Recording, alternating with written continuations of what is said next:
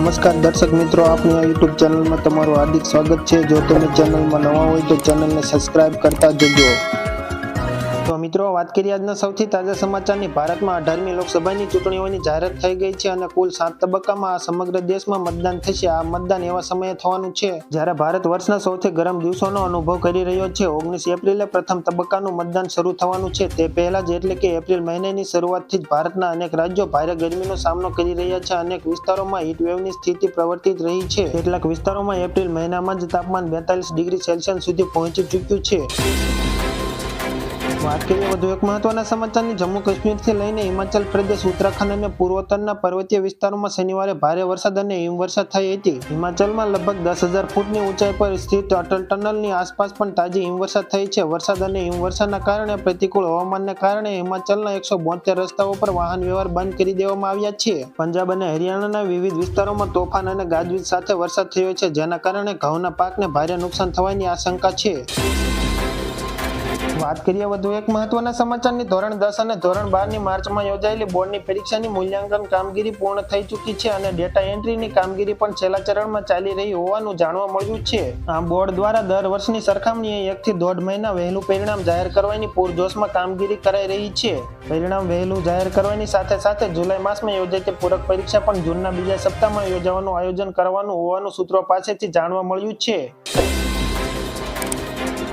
વાત કરીએ વધુ એક મહત્વના સમાચારની। વિશ્વભરના દેશોમાં મતદારોને ચૂંટણીની નિષ્પક્ષતા પર વિશ્વાસ રહ્યો નથી। આ વર્ષે અમેરિકા, ભારત, બ્રિટન અને યુરોપના દેશોમાં ચૂંટણી યોજાવા જઈ રહી છે। આ સ્થિતિ વચ્ચે જે રિપોર્ટ સામે આવ્યો છે તે ચિંતાજનક છે। International institute of democracy and internal assistant દ્વારા આ રિપોર્ટ જાહેર કરાયો છે, જેમાં મતદારોએ પોતાની ચિંતા વ્યક્ત કરી છે અને કહ્યું છે કે અમને ચૂંટણીની નિષ્પક્ષતા અને પારદર્શી યોજાશે તેના પર વિશ્વાસ રહ્યો નથી।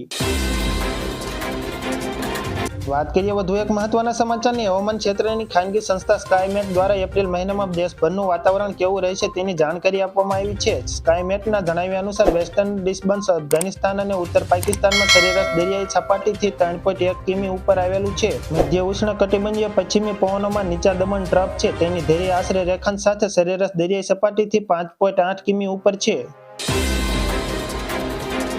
વાત કરીએ વધુ એક મહત્વના સમાચારની। ઉત્તર ગુજરાતમાં ગુરુવારે વાદળછાયા વાતાવરણ વચ્ચે કેટલાક વિસ્તારમાં પવન ફૂંકાયો હતો અને હળવો વરસાદ પડતા ખેડૂતોને પડતા પર પાટું જેવી ઘાટ ઘડાયો હતો। સાબરકાંઠાના ખેડબ્રહ્મા, ખેરોજ, વડાશી, પોશીના પંથકમાં પવન ફૂંકાવા સાથે ઝરમર વરસાદ વરસ્યો હતો। અરવલ્લીના અમુક પંથકમાં કરા સાથે વરસાદ પડ્યો હતો, જ્યારે સાબરકાંઠામાં અમીરગઢ, દાંતા પંથકમાં પવન સાથે વરસાદ વરસ્યો હતો। વાત કરીએ વધુ એક મહત્વના સમાચારની। સોનાના ભાવની સતત તેજ રફતાર વચ્ચે આજે 75,000ની સપાટીને પાર કરી ગયું છે। આ વર્ષે સોનાના ભાવમાં 10,000 રૂપિયાનો વધારો થતા રોકાણકારોને એક વર્ષમાં 100% રિટર્ન મળ્યું હતું, જ્યારે ચાંદીના ભાવમાં હવે ટૂંક જ સમયમાં 84,000ના સ્તરને વટાવી શકે તેવી શક્યતા વ્યક્ત કરવામાં આવી છે। વાત કરીએ વધુ એક મહત્વના સમાચારની। કચ્છના ભુજમાં સ્થાનિક પ્રશાસનના પાપે જળ સંકટ પેદા થયું છે। મળતી જાણકારી અનુસાર છેલ્લા 6 દિવસથી ભુજની જનતાને પાણી મળી રહ્યું નથી। ભુજોડી નજીક પાણીની લાઇનમાં ભંગાણ સર્જાતા પાણી પુરવઠો ઠપ થઈ ગયો છે। સ્થાનિક પ્રશાસનના જવાબદારી અધિકારીઓએ હાથ અધ્ધર કરી દેતા જળ સંકટ પેદા થયું છે। લોકો 1200 રૂપિયાના ખર્ચે પાણીના ટેન્કરો મંગાવવા માટે મજબૂર બન્યા હતા। સમાચારની। ઉનાળાની કાળઝાળ ગરમી વચ્ચે હવામાન વિભાગે એક રાહતના સમાચાર આપ્યા છે। આ વાત જાણે એમ છે કે IMDએ આગામી 2 દિવસ દરમિયાન જમ્મુ કાશ્મીર, લદ્દાખ અને હિમાચલ પ્રદેશમાં ભારે વરસાદ અને હિમવર્ષાની ચેતવણી જાહેર કરી છે। IMDએ આ રાજ્યોમાં ઓરેન્જ એલર્ટ જાહેર કર્યું છે। IMDનો અંદાજ છે કે 13 અને 14 એપ્રિલે જમ્મુ અને કાશ્મીર, લદ્દાખ અને હિમાચલ પ્રદેશમાં અલગ-અલગ સ્થળોએ ભારે વરસાદ અને હિમવર્ષા થઈ શકે છે। વાત કરીએ વધુ એક મહત્વના સમાચારની। દેશભરમાં હવામાનની પેટર્ન બદલાવા લાગી છે। ઉત્તર ભારતના રાજ્યોમાં દિવસ દરમિયાન તાપમાન 35 ડિગ્રીને પાર થવા લાગ્યું છે, જ્યારે ઉત્તર પ્રદેશ, બિહાર, રાજસ્થાન, મધ્યપ્રદેશ જેવા કેટલાક રાજ્યોમાં ગરમીની અસર જોવા મળી રહી છે। દિવસ દરમિયાન આકરા તડકાના કારણે લોકોનું જીવન મુશ્કેલ બન્યું છે। જોકે થોડા દિવસ માટે દેશની વેધર પેટર્ન બદલાવાની છે। ભારતીય હવામાન વિભાગ અનુસાર આગામી 24 કલાકમાં મધ્યપ્રદેશ, છત્તીસગઢ, વિદર્ભ, મરાઠવાડા અને મહારાષ્ટ્રમાં ગાજવીજ સાથે હળવાથી મધ્યમ વરસાદની આગાહી કરવામાં આવી છે। આ સમયગાળા દરમિયાન 30 થી 35 કિમી પ્રતિ કલાકની ઝડપે ભારે પવન ફૂંકાઈ શકે છે। વાત કરીએ વધુ એક મહત્વના સમાચારની. ગુજરાતની કેસર કેરી વિશ્વભરમાં પ્રસિદ્ધ છે. કેસર કેરીના રશિયા ફળના માર્કેટમાં આગમનની આખા વર્ષથી રાહ જોતા હોય છે. તાલાળાની ફેમસ કેસર કેરીની વિદેશમાં પણ નિકાસ થાય છે. ગુજરાતમાં કેસર કેરીનું માર્કેટ બહુ મોટું છે, પરંતુ બાગાયતી ખેતી કરતા ખેડૂતોએ કેસર કેરીના પાકને લઈને ચિંતાજનક સમાચાર આપ્યા છે. આ વર્ષે કેસર કેરીના ઓછા ઉત્પાદનના અહેવાલ સામે આવ્યા છે.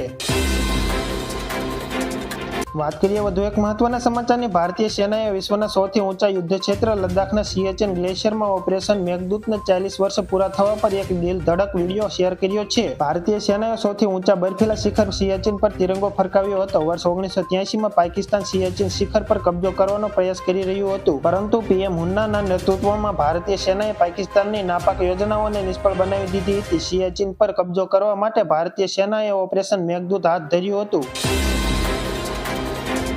વાત કરીએ વધુ એક મહત્વના સમાચારની. ભગવાન શ્રી રામના ભવ્ય મંદિરના નિર્માણ પછી પ્રથમ વખત આવી રહેલી રામનવમી પણ ઇતિહાસમાં સ્થાન મેળવે તેવી ઉજવણી હશે. રામનવમીના દિવસે બપોરે 12 વાગ્યે જ્યારે પ્રભુનો જન્મ ઉજવી રહ્યો હશે તે સમયે રામલલ્લાની મૂર્તિના ભાલ પર સૂર્યદેવ તિલક કરશે અને આ રીતે પ્રથમ વખત અભિષેકનું જીવંત પ્રસારણ પણ દૂરદર્શન પરથી થશે, જે દેશના કરોડો લોકો નિહાળી શકશે.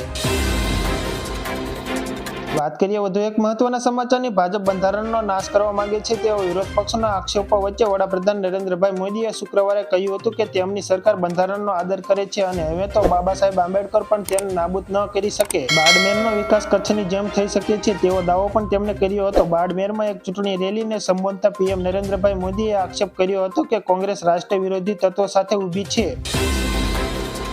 વાત કરીએ વધુ એક મહત્વના સમાચારની. સરકારે સંરક્ષણ બાબતોમાં આત્મનિર્ભરતા તરફ મોટું પગલું ભર્યું છે. રક્ષા મંત્રાલયે ભારતીય જાહેર ક્ષેત્રની કંપની હિન્દુસ્તાન એરોનોટિક્સ લિમિટેડને ₹65,000 કરોડનું ટેન્ડર બહાર પાડ્યું છે. આ અંતર્ગત HAL પાસેથી 97 LCA mark 1A fighter jet ખરીદવામાં આવશે. સ્વદેશી લશ્કરી હાર્ડવેર માટે ભારત સરકાર દ્વારા આપવામાં આવેલો આ સૌથી મોટો ઓર્ડર હોઈ શકે છે.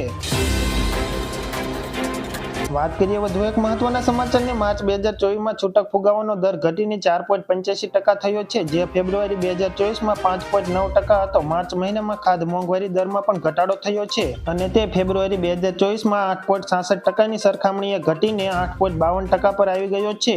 દેશમાં મોંઘવારી સામે માર્ચ મહિનામાં સામાન્ય માણસને મોટી રાહત મળી છે.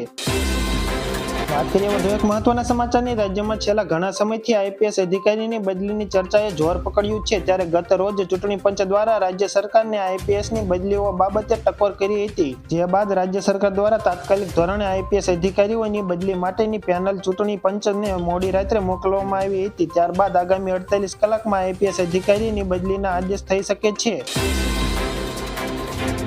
વાત કરીએ વધુ એક મહત્વના સમાચારની. લોકસભાની ચૂંટણીને લઈને વ્યસ્ત સુરક્ષા એજન્સીઓની સોશિયલ મીડિયા પર ચાંપતી નજર છતાં પણ આયુર્વેદિક દવાની આડમાં યુવા પેઢીને બરબાદ કરતા નશાઓનો ખુલ્લેઆમ વેપોલો થઈ રહ્યો છે. ઓનલાઈન હાઇબ્રિડ ગાંજાનું વેચાણ કરતી સોશિયલ મીડિયા લિંકોનો રાફડો ફાટી નીકળ્યો હોવા છતાં પણ ડ્રગ્સ સામે કાર્યવાહી કરતી એજન્સીઓ દ્વારા કોઈ કાર્યવાહી થતી ન હોવાનો સૂર ઉઠ્યો છે.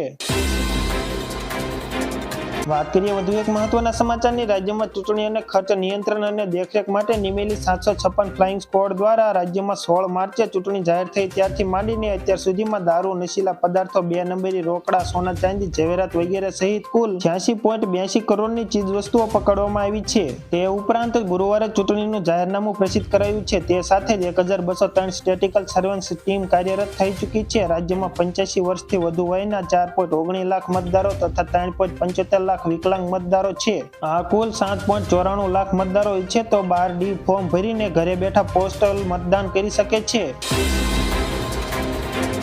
વાત કરીએ વધુ એક મહત્વના સમાચારની. જામનગર નજીક જાંબુઘોડા પાટિયા પાસેથી સાચાણા ગામ તરફ જવાના માર્ગે સાંજના સમયે એક I-10 કાર અને ટ્રક ટેલર વચ્ચે ગોજારો અકસ્માત સર્જાયો હતો અને કારની અંદર બેઠેલા 4 યુવાનો પૈકી 3 યુવાનોના આંતરિયાળ મૃત્યુ નીપજ્યા હતા, જ્યારે એક યુવાનને ગંભીર હાલતમાં સારવાર માટે જીજી હોસ્પિટલમાં ખસેડવાયો છે.